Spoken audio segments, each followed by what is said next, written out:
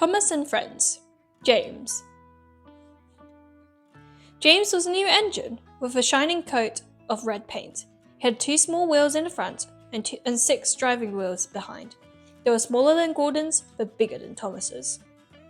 "You're a special mixed traffic engine," the Fat Controller told James. "That means you can pull either coaches or trucks." James felt very proud.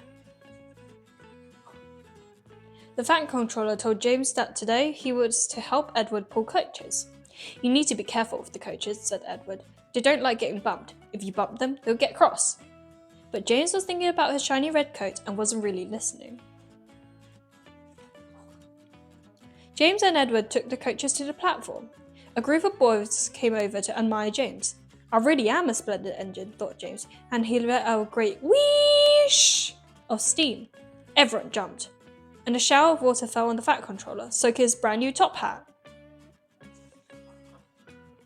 James thought he had better leave quickly before he got into trouble, so he pulled away from the platform. "Slow down," puffed Edward, who didn't like starting quickly. "You're going too fast! You're going too fast!" grumbled the coaches.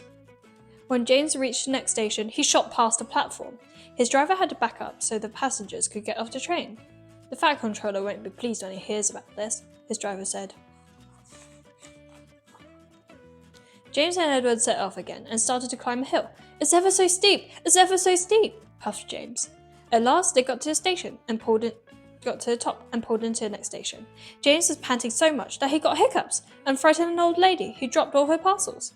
"Oh dear, the Fat Controller it will be even crosser now," thought James.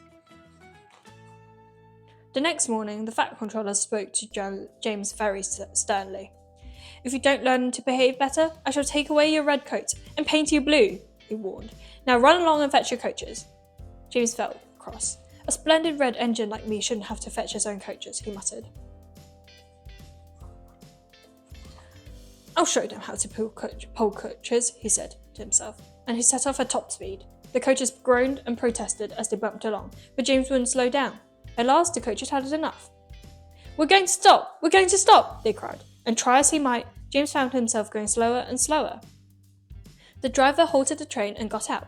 "There's a leak in the pipe," he said. "You'll bump over coaches hard enough to make a leak in anything." The guard made all the passengers get out of the train. "You, sir, please give me your bootlace," he said to one of them. "No, I shan't," said the passenger. "Well then, we'll just have to stop where we are," said the guard. So the man agreed to give his bootlace to the guard. The guard used the lace to tie a pad of newspaper around a hole to stop the leak. Now James was able to pull the train again, but he knew he was going to be in real trouble with the Fat Controller this time. When James got back, the Fat Controller was very angry with him indeed. For the next few days, James was left alone in the shed in disgrace. He wasn't even allowed to push coaches and trucks in the yard. He felt really sad. Then one morning, the Fat Controller came to see him. "I see you are sorry," he said to James, "so I'd like you to pull some trucks for me." "Thank you, sir," said James, and he puffed away happily.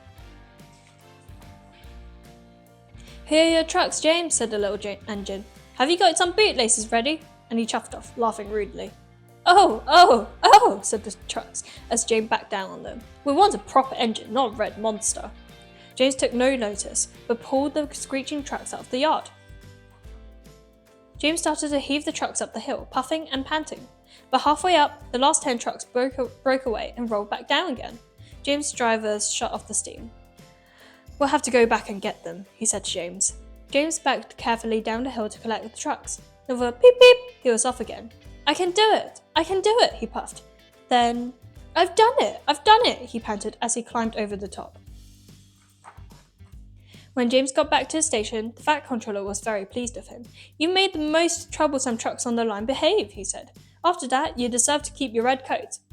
James was really happy. He knew he was going to enjoy working on the Fat Controller's railway.